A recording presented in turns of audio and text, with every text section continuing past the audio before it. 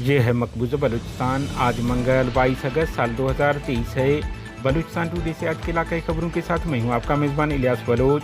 ساراوان ہانی گل اور اس کی شوہر کی تشدد زدہ نعشیں برآمد غیر مصدقہ ذرائع۔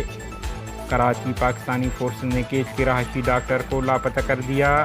کیچ تجابان فورسز کے خلاف خواتین نے روڈ بلاک کر دیا۔ کیمپ کو آبادی سے نکالنے کا مطالبہ۔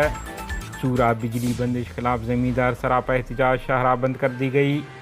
آواران مسالستان بن گیا، شہری زندگی کی تمام بنیادی ضروریات سے محروم ہیں۔ بلوچستان نیشنل موومنٹ BNM کے تربیتی پروگرام کے سلسلے میں آزادی کی تحریک میں خواتین کی کردار کے عنوان سے پروگرام کا انعقاد کیا گیا۔ مغربی بلوچستان کے شہر شاستون سروان کے ضلع گوشت کے نواحی گاؤں قدبست کے چوراہے سے اتوار کے روز ایک خاتون سمیت 2 افراد کی مسخ نعشیں ملی ہیں، جن کے بارے کہا جاتا ہے کہ حلیے سے بلوچ لگتے ہیں، تاہم دونوں کے چہرے بری طرح مسخ ہونے کی وجہ سے پہچاننے میں دشواری کا سامنا ہے۔ ذرائع کا کہنا ہے کہ شک ہے تقریباً 10 دن قبل مغربی بلوچستان کے علاقہ پہرہ سے لاپتہ ہونے والے میاں بیوی ہانی گل اور سمیر احمد کے ہو سکتے ہیں، مگر ان کے اہل خانہ نے اب تک تصدیق نہیں کی ہے کہ دونوں نعشیں ان کے پیاروں کی ہیں۔ آپ کو علم ہے کہ مذکورہ لاپتہ خاتون کے شوہر نوجوان سمیر کے بھائی عبدالرؤف بلوچ کو کیچ میں سرکاری ڈیتھ اسکواڈ کے مذہبی گروپ ملا شمیر کے کارندوں نے توہین مذہب کے جھوٹے الزام میں حالیہ دنوں قتل کیا تھا۔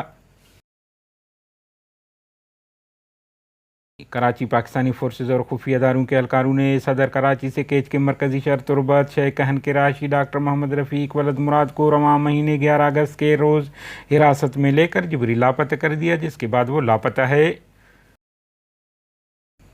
کیچ تجابان علاقے میں خواتین اور بچوں نے تربت گوادر ٹو کراچی AM8 شاہراہ کو احتجاجاً بند کر دیا۔